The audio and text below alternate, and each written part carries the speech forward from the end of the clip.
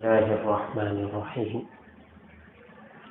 الحمد لله وكفى وسلام على عباده الذين اصطفى أما بعد فأعوذ بالله من الشيطان الرجيم بسم الله الرحمن الرحيم والعصر إن الإنسان لفي خسر إلا الذين آمنوا وعملوا الصالحات وتواصوا بالحق وتواصوا بالصبر صدق الله العظيم۔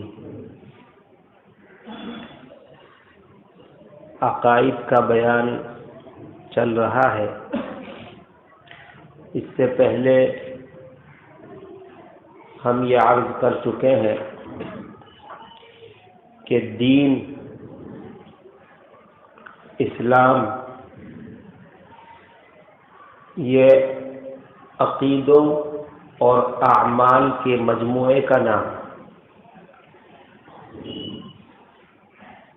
صرف عقیدوں سے دین مکمل نہیں ہوتا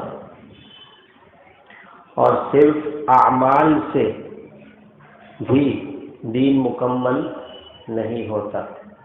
ایمان بھی ہونا چاہیے، عقائد بھی صحیح ہونے چاہیے اور اعمال بھی صحیح ہونے چاہیے۔ دونوں مکمل تو دین مکمل، دین مکمل تو دیندار مکمل۔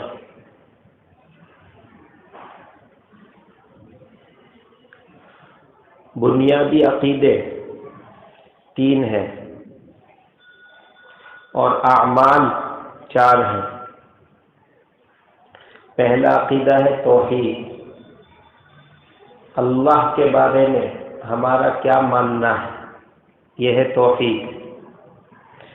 دوسرا عقیدہ ہے رسالت، جناب نبی پاک صلی اللہ علیہ وسلم کے بارے میں ہمارا کیا ماننا ہے، اس عقیدے کا نام ہے رسالت، عقیدہ رسالت، عقیدہ نبوت۔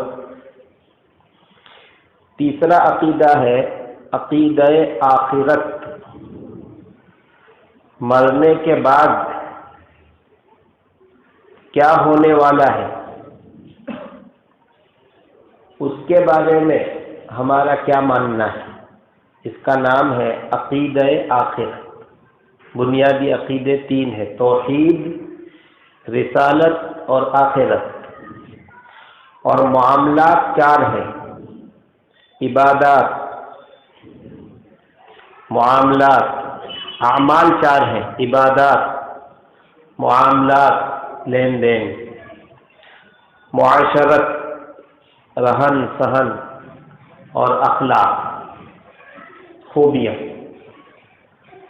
3 اور 4 7 چیزیں ٹھیک ہیں تو آدمی کامل مسلمان ہے۔ پھر گزشتہ مجلس میں یہ بات بھی ہم نے ذکر کی تھی کہ کسی بندے کے سارے اعمال صحیح ہوں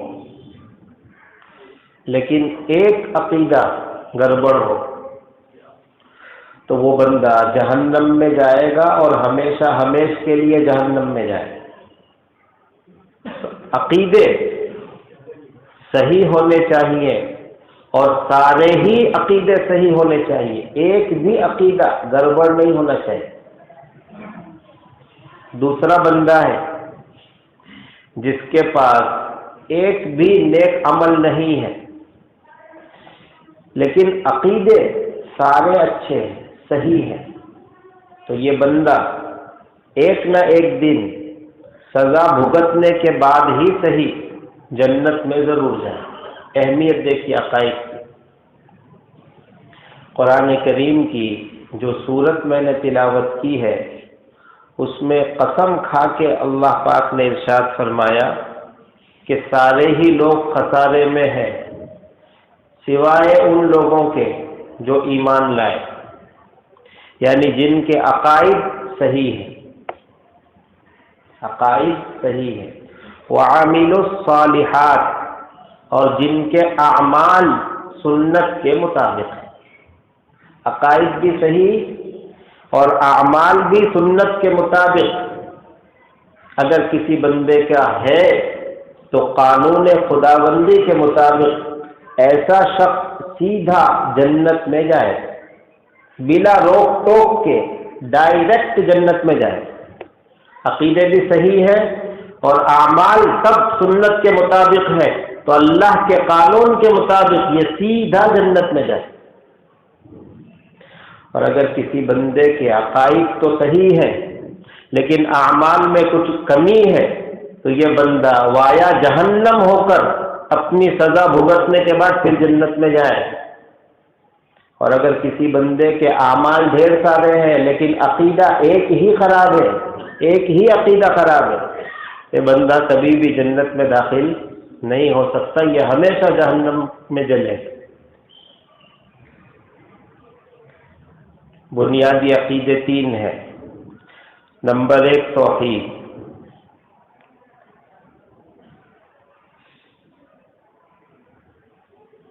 اللہ تبارک و تعالی کے بارے میں ہمارا عقیدہ کیا ہے؟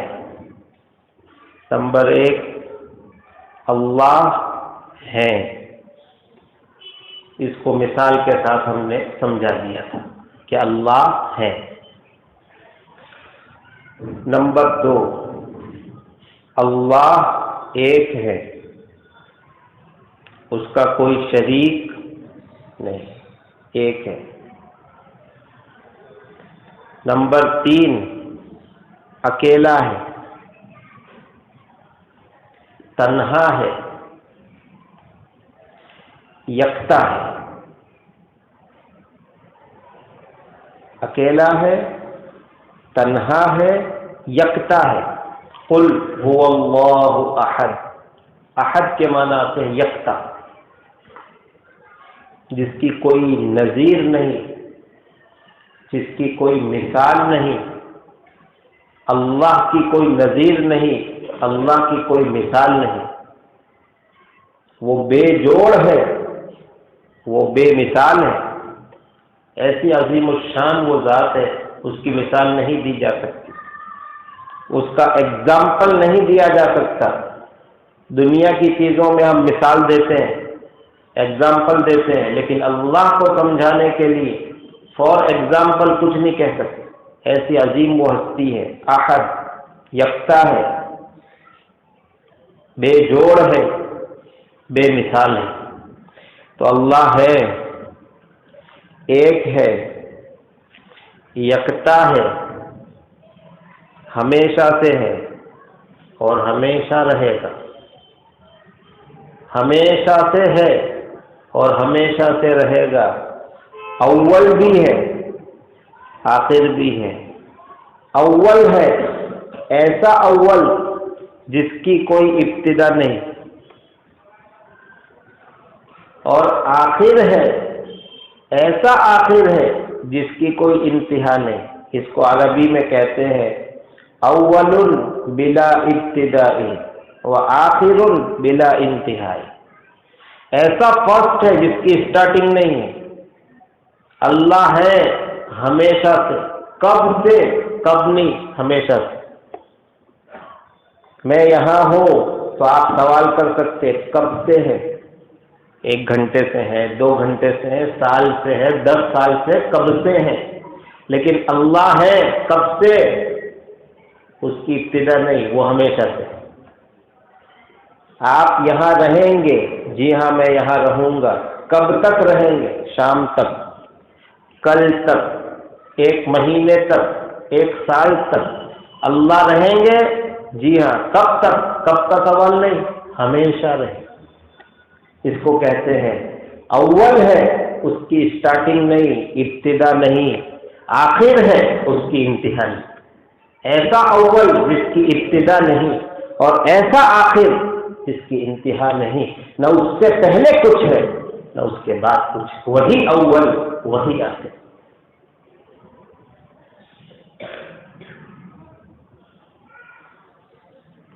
اللہ موجود ہے. دیکھو اللہ رب العزت کے بارے میں 3 چیزیں سمجھنی.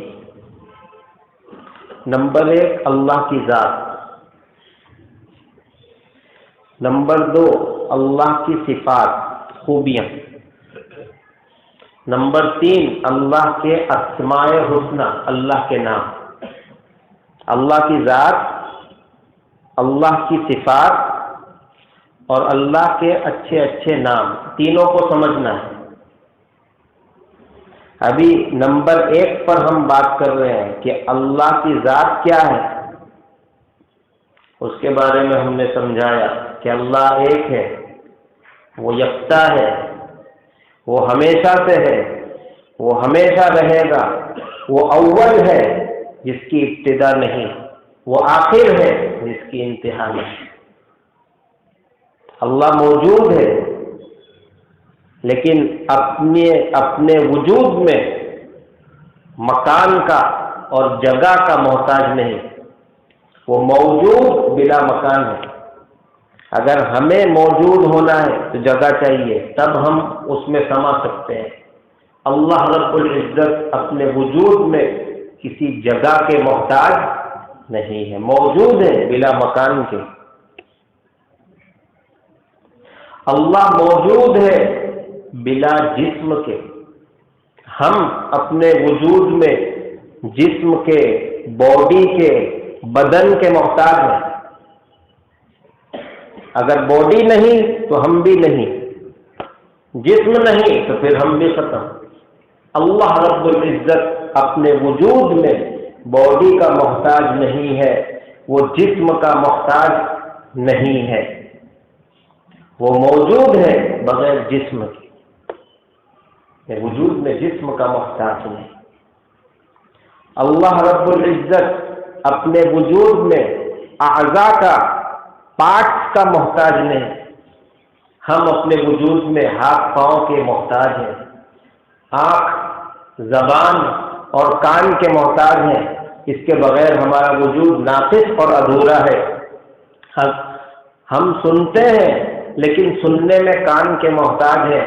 اگر کان نہ ہو تو پھر ہم نہیں سن سکتے. ہم بولتے ہیں لیکن بولنے میں زبان کے محتاج ہے.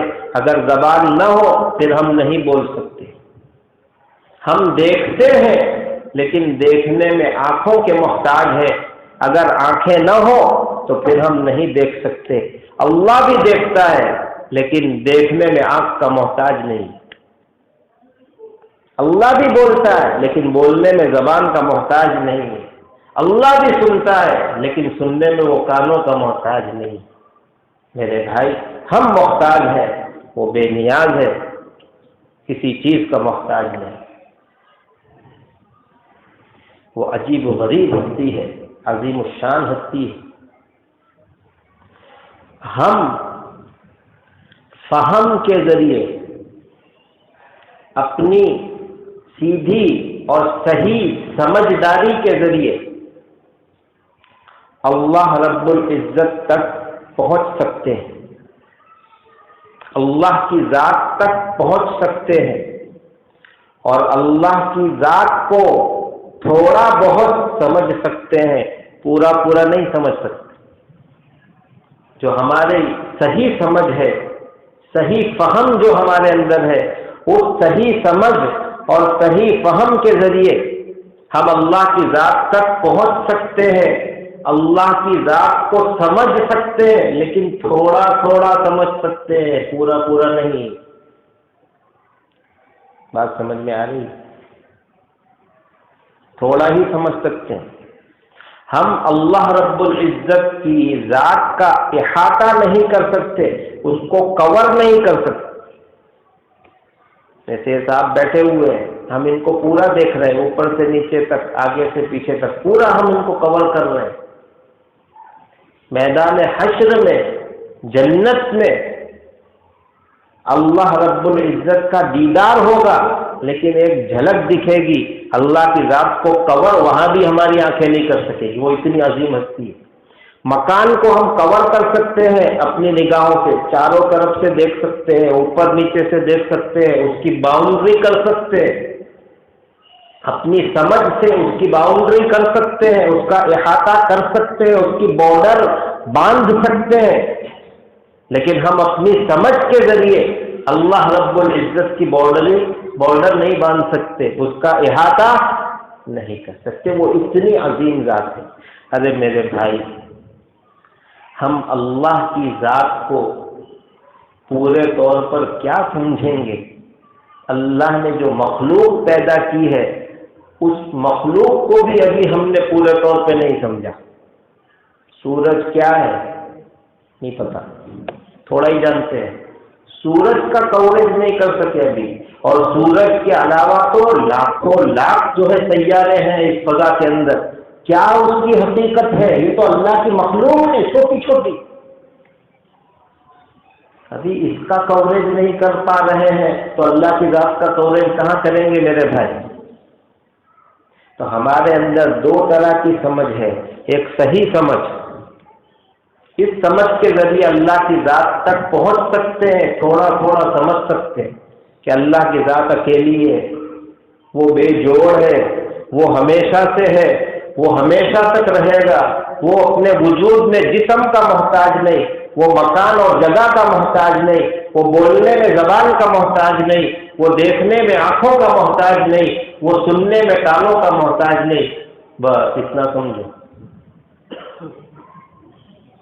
اور ایک ہمارے اندر وہم ہے، فاسد خیال، ٹیڑھی سمجھ، اس کو وہم کہتے ہیں، جو ہم خیالی پلاؤ پکاتے ہیں، سوچتے اپنی طرف سے یوں ہوگا یوں ہوگا یوں ہوگا، یہ ایسا ہوگا یہ ویسا ہوگا، خیالی پلاؤ جو ہم بناتے ہیں، یہ ہمارا جو وہم ہے، فاسد خیال ہے۔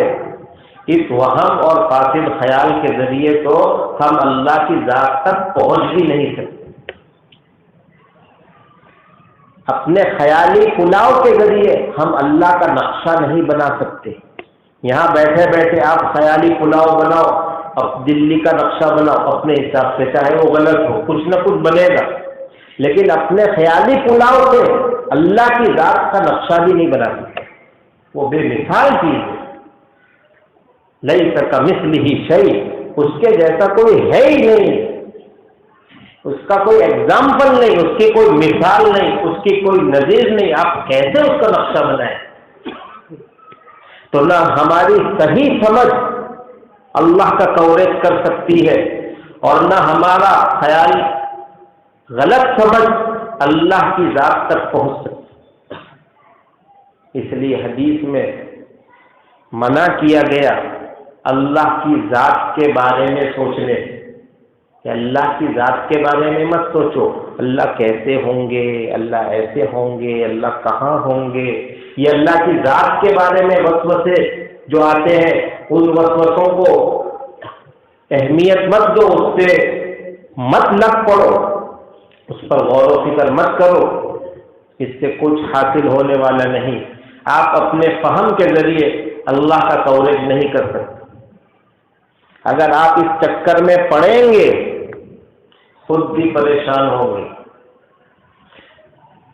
زیادہ دنوں تک الجھے رہیں گے اور لوگوں کو بھی پریشان کریں گے، اور خود بھی گمراہ ہوں گے، دوسروں کو بھی گمراہ کریں گے، ہاتھ کچھ آنے والا نہیں ہے، حاصل کچھ ہونے والا نہیں۔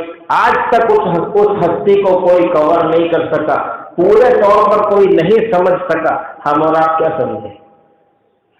اس لیے میرے بھائی، اللہ کی ذات کے بارے میں غور و فکر نہیں کرنا چاہیے، بس اتنی باتیں ہمیں یاد رکھنی ہے اور اس پر ایمان رکھنا ہے کہ اللہ ہے، ایک ہے، یکتا اور اکیلا ہے، ہمیشہ سے ہے، ہمیشہ رہے گا، اول بلا ابتدا ہے، آخر بلا انتہا ہے، اپنے وجود میں جگہ کا محتاج نہیں، اپنے وجود میں جسم کا محتاج نہیں، بولتا ہے زبان کا محتاج نہیں، دیکھتا ہے آنکھوں کا محتاج نہیں، سنتا ہے کانوں کا محتاج نہیں، اس کے جیسا کوئی نہیں، اس کی کوئی مثال نہیں، اس کا کوئی ایگزامپل نہیں، ممکن ہی نہیں اس کی مثال دینا۔